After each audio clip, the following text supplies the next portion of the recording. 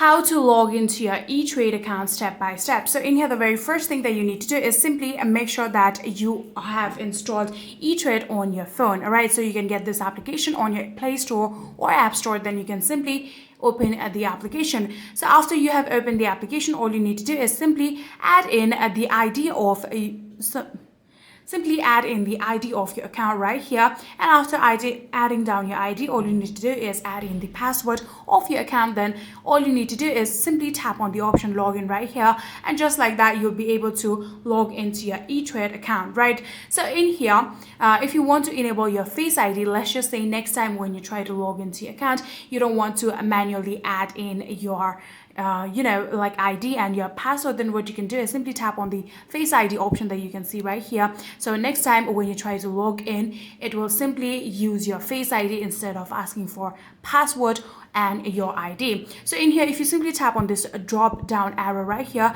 you can actually add in the email of your account if you want to. So like I said, all you need to do is simply tap on a login, and just like that you will actually be able to log into your ETRADE account. If you guys do have any further queries, then please let me know in the comment section down below.